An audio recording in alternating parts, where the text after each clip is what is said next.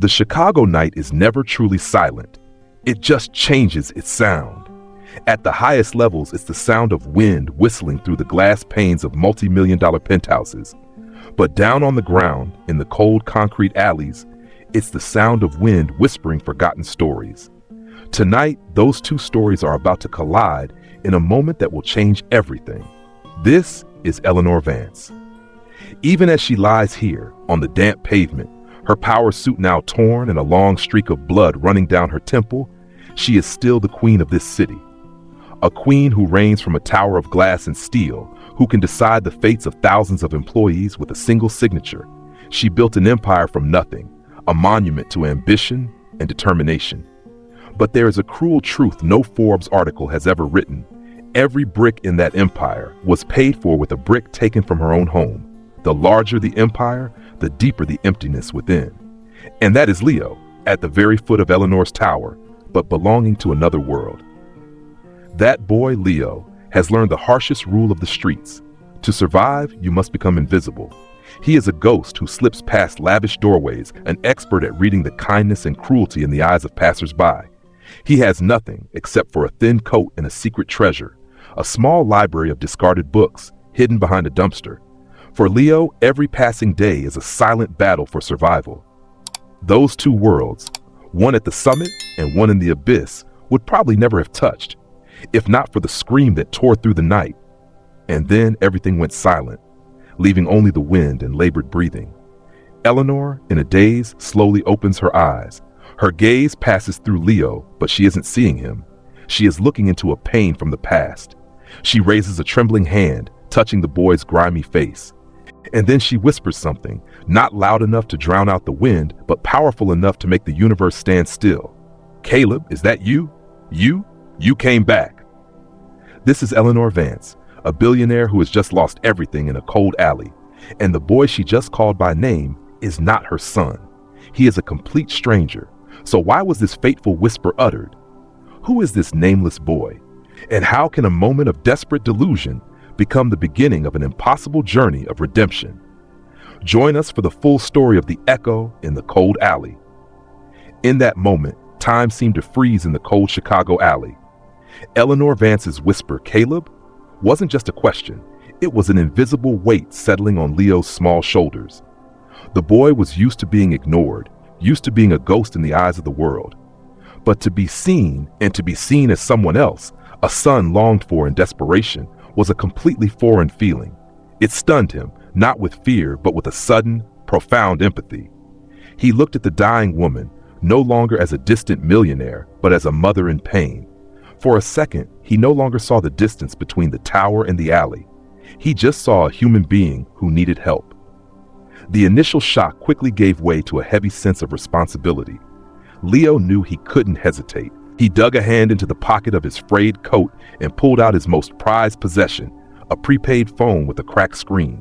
It was his only link to the outside world, something he used only in the most dire emergencies. And this was one of them. His trembling fingers quickly dialed the three numbers, 911. 911, what's your emergency? A calm voice sounded from the other end. Leo took a deep breath, trying to keep his own voice steady. Please. There's a woman. She's hurt bad. He glanced at the faded street sign at the end of the alley. In the alley near Wacker Drive behind the old theater. She's bleeding a lot. Please hurry. He didn't wait for a response before hanging up. Every second was precious. He turned back, knelt beside Eleanor, and tried to adjust her coat to shield her from the cold of the concrete. Just then, a small sound. The expensive crocodile leather wallet from inside Eleanor's coat had slipped out, falling to the ground. It fell open, and Leo's world stopped for a second time. Under the dim streetlight, crisp $100 bills lay neatly next to a gleaming platinum credit card. The boy's eyes widened. A cold, practical thought crept into his mind. This money, it wasn't just money. It was full meals for months, a warm winter coat, a place to stay out of the freezing cold. It was survival. All he had to do was take it and disappear. No one would know. No one saw. He would become invisible again, but a well-fed ghost. His hand slowly reached out, his fingers nearly brushing against the bills. But then the image of Eleanor's tear-streaked face returned. The whisper, "Caleb?" echoed in his head. She hadn't looked at him like a homeless kid. She had looked at him like a hope. Taking this money, how was that different from extinguishing the last spark of light for someone sinking in darkness? How was it different from what the men who beat her and left had done? No, he wouldn't do it. With a surge of determination, Leo pushed the selfish thought aside. He carefully picked up every bill, every card, and tucked everything back into the wallet. He closed it securely and placed it on Eleanor's chest, right over her faintly beating heart. He did it not just to return her property. He did it to return to her a piece of the dignity, a bit of the faith in humanity she had just lost. Just as he finished, the sound of distant sirens echoed, tearing through the alley's silence. The sound grew louder, closer. It was time to go. Leo knew the world of flashing red and blue lights and uniformed people was not for him. It meant questions, trouble, and maybe a foster home. He had done what he had to do. Quick as a squirrel, he backed away, melting into the deepest shadows of the alley. Before the first paramedics ran in, he had vanished, once again becoming a ghost of the city. But this time, the ghost left with a heavy heart, not from cold or hunger, but from the weight of a secret and a kindness just chosen. The flashing red and blue lights of the ambulance and police cars turned the dark alley into a chaotic, colorful stage. Paramedics worked with professional urgency, stabilizing Eleanor Vance before loading her into the ambulance. To them, this was another victim on a busy Chicago night. A wealthy victim, perhaps. But pain and trauma do not distinguish status. Not one of them paid any mind to the leather wallet placed neatly on the patient's chest, nor did they notice a small figure that had vanished into the night. Eleanor woke up in a completely opposite world. Gone was the cold of the concrete and the musty smell of the alley. Instead, there was the pristine white of bed sheets, the distinct smell of antiseptic, and the steady, emotionless beep of the heart monitor. A nurse was checking her IV drip. The ache all over her body reminded her that the nightmare was real. But the first thing she asked in a hoarse, weak voice was not about her own condition. The boy. Where's the boy? The nurse looked at her with a sympathetic gaze, assuming the patient was still in shock. You're safe now, Mrs. Vance. You're at Northwestern Memorial Hospital. Please just rest. But Eleanor shook her head, determination returning to her eyes. No, there was a boy. He called for help. He stayed with me. Where is he? Shortly after, 2 police detectives walked in. They were polite, professional, but their goal was clear: find the culprits. They asked about her attackers. Can you identify them, Mrs. Vance? Did they say anything? Eleanor tried to piece together her memory. Yes, they said they talked about being fired. This information immediately caught the detectives' attention. This wasn't a random mugging. It was revenge. It provided a lead, a direction for the investigation. But Eleanor's mind kept returning to a different image. But there was a boy, she repeated, her voice becoming more pleading. You have to find him. He was so small, skinny, his eyes were so bright. He saved my life. The 2 detectives glanced at each other. To them, in a high-profile assault case on a CEO, finding an anonymous street kid was a secondary detail. We'll review the security cameras in the area, ma'am. For now, can you describe the attackers in more detail? Frustration welled up inside Eleanor. She realized that in the world of procedures and evidence, the anonymous kindness of a boy seemed to carry no weight. She realized she didn't know his name, couldn't clearly picture his face, only a feeling, a deep impression of quiet courage. And then the story exploded in the media. Billionaire Eleanor Vance brutally attacked, saved by an anonymous angel.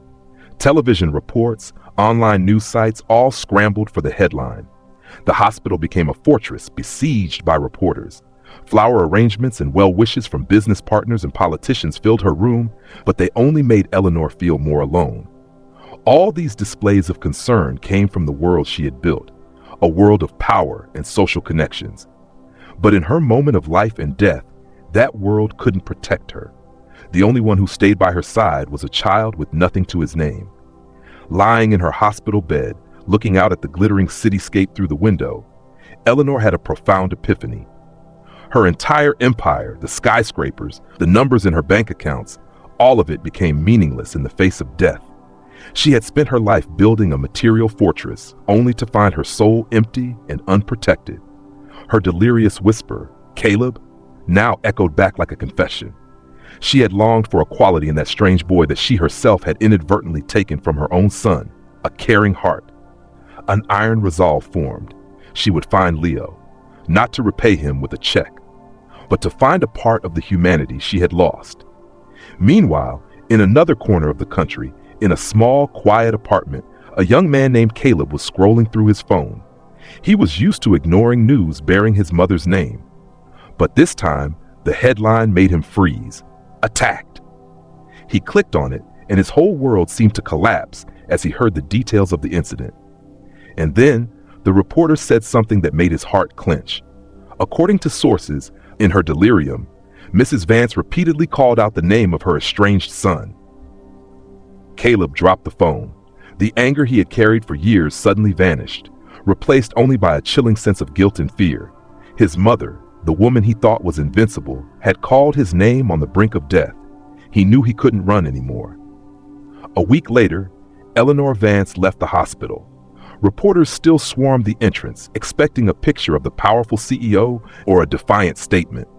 But they didn't get what they wanted. Instead of her usual luxury car waiting to take her to her penthouse, Eleanor got into a different car and gave an order that stunned her assistant. "Take me to every homeless shelter on the south side. Start with the ones closest to that alley." All board meetings, all business schedules were canceled. Eleanor's desk was no longer polished mahogany, but the cold streets of Chicago. She was no longer studying market charts, but the faces etched with exhaustion and despair. With her loyal driver, she began a near-hopeless search. Every day from dawn till dusk, she went from one soup kitchen to another youth shelter. She gave a vague description. A boy, about 12, thin, but with very bright eyes, very brave. Mostly, she was met with sympathetic shakes of the head. There were thousands of children like that in Chicago, children who had learned to be invisible to survive. To the world, they were a statistic. But to Eleanor, one of them was her savior. This search wasn't just a journey to find a boy. It was a journey of penance. For the first time in her life, Eleanor truly saw the city she thought she had conquered. She saw the people living in the shadows of the buildings she had built. She saw poverty coexisting with luxury. And she saw resilience and kindness in places she never expected. Each passing day, her hope dwindled a little, but her determination grew stronger. Meanwhile, on a flight to Chicago, Caleb was staring at the clouds through the window, but his mind was elsewhere. He was in that alley, next to his mother. Every word from the news report cut into him like a knife. Called out the name of her estranged son. He had left in anger, believing his mother was an ambitious machine without a heart. But in her most fragile moment, that heart had called for him. Pride and anger had blinded him for the past 2 years, making him fail to realize that his mother's workaholism was also her way of coping with her own loss, the loss of their family's husband and father. Now, he no longer saw a cold CEO. He just saw a lonely mother whose loneliness he had helped create. This flight wasn't just a return. It was a pilgrimage to beg for forgiveness. Back in Chicago, one weekend afternoon, as the setting sun painted the city's gray with a somber orange, Eleanor was nearly exhausted. She sat in her car looking out at an underpass where homeless people were preparing for another cold night. She sighed, a feeling of despair beginning to creep in. Maybe she would never find the boy. Maybe he was gone forever. And then she saw him. Leo was huddled in a hidden corner, his thin back against a cold concrete pillar. He was using his ragged coat as a blanket, and next to him was his small library, a stack of old books. He was reading, completely lost in another world, an escape from his harsh reality. Eleanor's heart pounded. It was him, unmistakably. She gently opened the car door, trying not to make a sound.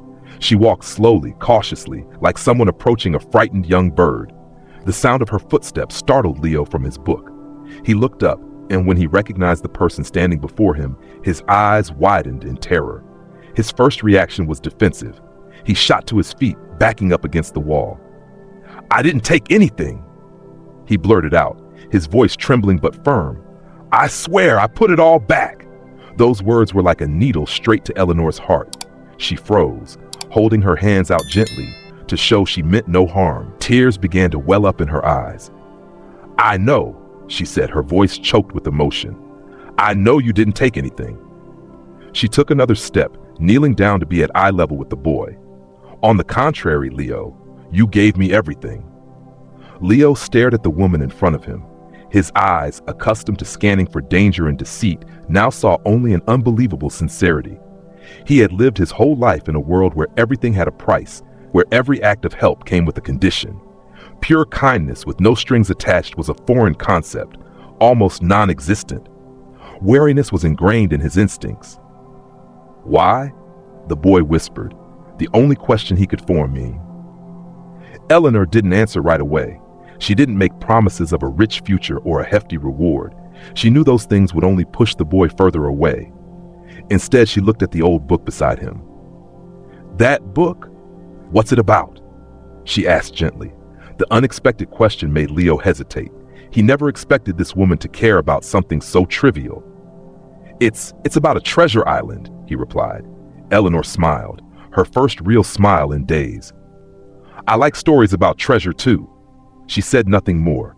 She simply sat down at a respectful distance and silently watched the bustling traffic on the overpass with him. She didn't push. She didn't invade his space. She was simply present. That's how it began.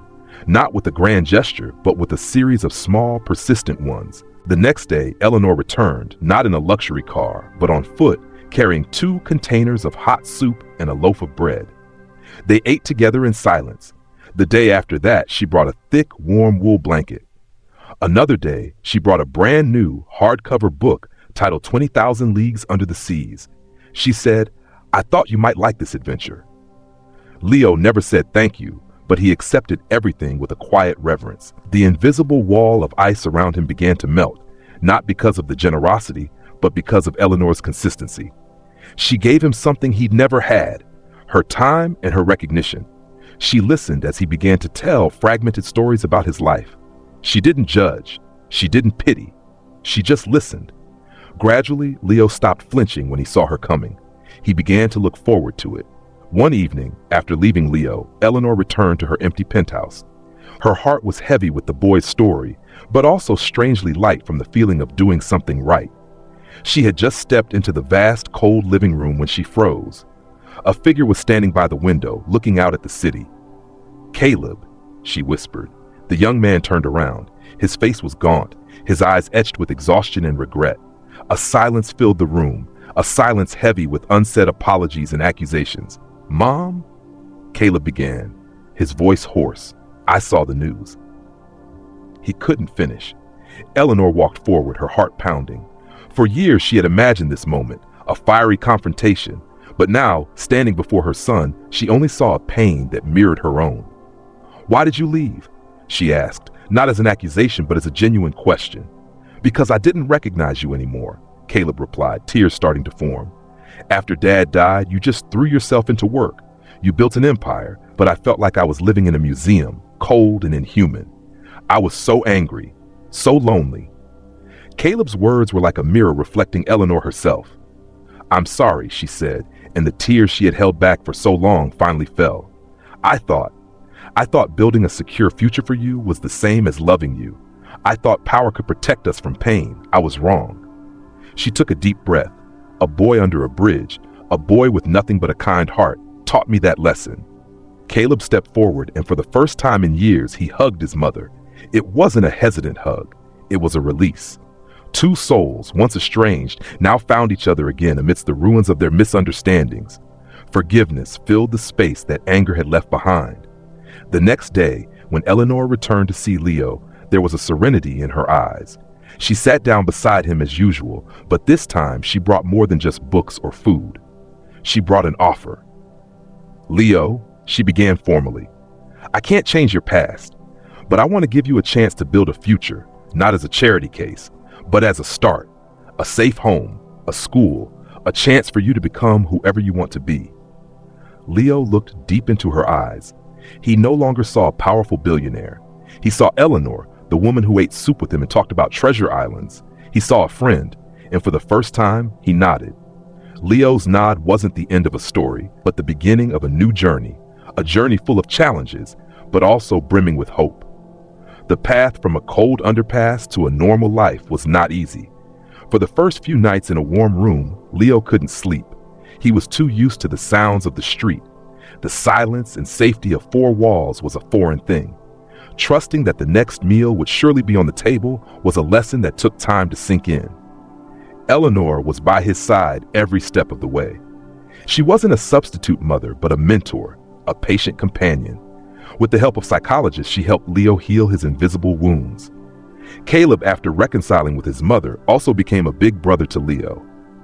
He taught him to play basketball, helped him with his homework, and told him stories about the father he had always admired. For the first time in his life, Leo felt the true meaning of a family. While Leo was rebuilding his life, Eleanor didn't forget about seeking justice. With her resources and the information she provided, it didn't take long for the Chicago police to track down the two men who had attacked her. They were arrested while trying to sell the stolen items. At the trial, Eleanor stood on the witness stand, not as a victim seeking revenge, but as a citizen demanding a safer world. When the prosecutor asked why she was pursuing the case so fiercely, her answer silenced the entire courtroom. Because, she said, her voice firm yet full of empathy, boys like Leo don't deserve to grow up in a world where men like them are free to roam. Justice for me is not as important as a safe future for those children. The two attackers received a fitting sentence, and the door to that painful past was officially closed. 2 years went by quickly. In a luxurious ballroom in downtown Chicago, the Chicago Light Foundation, founded by Eleanor, was holding its annual celebration. The room was packed with philanthropists, politicians, and influential figures. But the keynote speaker of the night was not Eleanor. A tall, composed teenager in a clean-dressed shirt walked onto the stage. He moved with a quiet confidence. It was Leo. He stood before the microphone, looked out at the audience, and smiled. "Good evening," he began. 2 years ago, my stage was a hidden corner under a bridge. My audience was the shadows of passing cars, and my biggest goal each day was to make sure no one saw me. I believed that being invisible was the only way to survive. He paused for a moment, looking toward the front row, where Eleanor and Caleb sat side by side, their eyes glistening with pride. Then one night I met someone, a person at the lowest point of despair, and in that moment I did something I had never dared to do before. I allowed myself to be seen. She saw me. Not as a homeless person, not as a nuisance. She saw me as a human being, and that act of seeing changed everything. Today, Leo continued, his voice echoing through the hall, I'm not standing here because I'm special. I'm standing here as proof that no one is invisible forever. Inside every forgotten person is an extraordinary potential, just waiting for someone who cares enough to give them the key. I want to spend the rest of my life being the one who hands out those keys. The entire hall erupted in applause. Eleanor no longer tried to hide her tears. These were not tears of pain or regret. They were tears of pride. Her legacy was no longer skyscrapers of glass and steel. Her legacy was standing on the stage, the voice of hope, the echo of a kind act in a cold alley long ago. The story of Eleanor and Leo reminds us that sometimes the most fateful encounters happen in the darkest of times. It shows that true value lies not in what we accumulate, but in what we give away. Our world is full of people living in a state of invisibility. They could be the cleaning staff you see every day, the cashier at the grocery store, or a quiet colleague. They have their own stories, their own dreams, and their own burdens. The final question isn't about Eleanor or Leo anymore. This question is for you. Who is the Leo in your world, and what will you choose to do today to see them? A smile, a hello, a sincere how are you? Sometimes that's all it takes to light a spark. Thank you for listening. If this story has touched your heart, don't forget to spread it. Be kind, be aware, and always remember that no act of kindness, no matter how small, is ever wasted.